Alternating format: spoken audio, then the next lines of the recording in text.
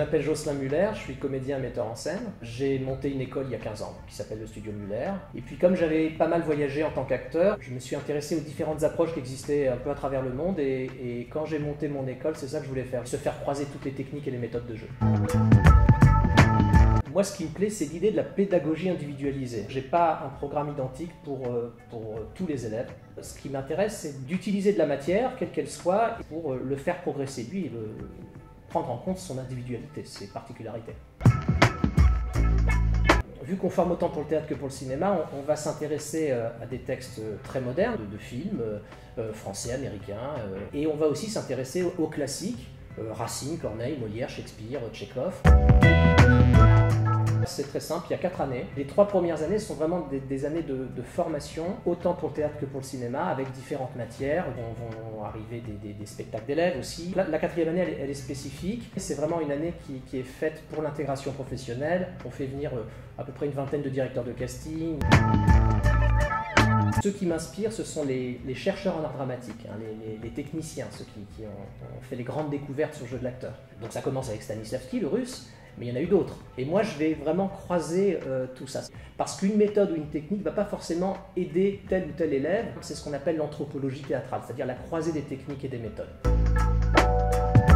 Il y a quand même depuis Stanislavski, depuis une centaine d'années, eu beaucoup de recherches dans le domaine du jeu de l'acteur. Et ces outils qui ont été découverts ne sont, je trouve, en tout cas en France, pas assez utilisés par les jeunes comédiens. On admire beaucoup les acteurs anglo-saxons et américains, qui ne sont pas génétiquement supérieurs aux Français. C'est juste qu'en termes techniques, ils ont des apports qui sont peut-être un peu meilleurs que ceux qu'on peut trouver nous dans nos formations. Et moi, c'est ça qui m'a intéressé. Aussi parce qu'en tant qu'acteur, j'ai eu un manque à ce niveau-là. Et c'est pour ça que je suis allé puiser ça à l'étranger.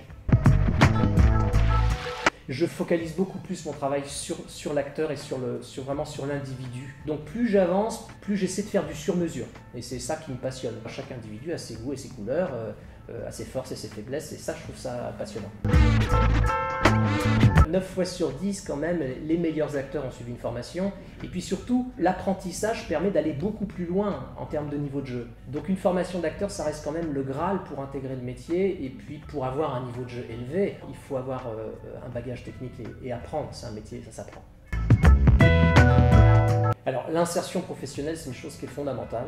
Même si je dis tout le temps qu'une école, c'est fait pour former des gens, c'est pas une agence de placement pour comédiens, mais il faut être réaliste, il faut avoir un pied dans le métier et se rendre compte que c'est quand même, surtout dans ces métiers-là, très difficile d'intégrer la profession. Donc on a à peu près 15 à 20 directeurs de casting qui viennent rencontrer les comédiens chaque année, faire en sorte que les élèves puissent monter leur propre compagnie, qu'ils puissent créer des spectacles au sein de l'école et les jouer dans des théâtres, pour que ça puisse ensuite les lancer, faire des courts-métrages aussi, mais pas seulement être acteur, mais aussi comprendre le processus. Donc participer au processus de création d'un film, au processus de création d'une pièce, monter une compagnie, faire la communication, etc.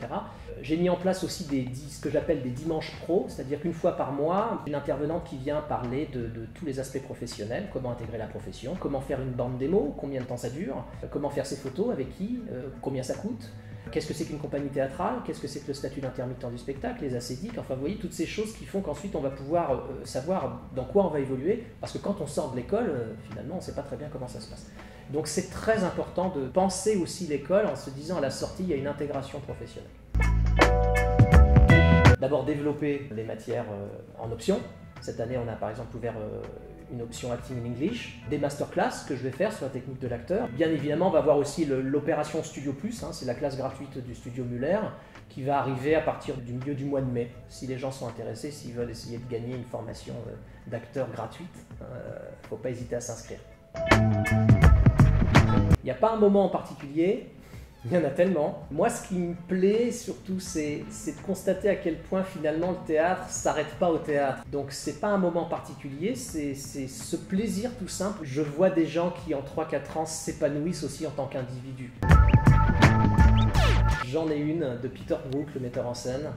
Les acteurs doivent apprendre leur métier en variant les méthodes. Et c'est surtout ça que j'ai appris moi en tant qu'acteur, en allant travailler à l'étranger, c'est qu'il ne faut surtout pas s'accrocher à une approche, une méthode, une technique, mais qu'il faut utiliser tous les outils qui existent. Il faut vraiment essayer d'élargir sa palette de jeux. Cette citation, elle représente aussi bien l'école et le travail que je fais ici.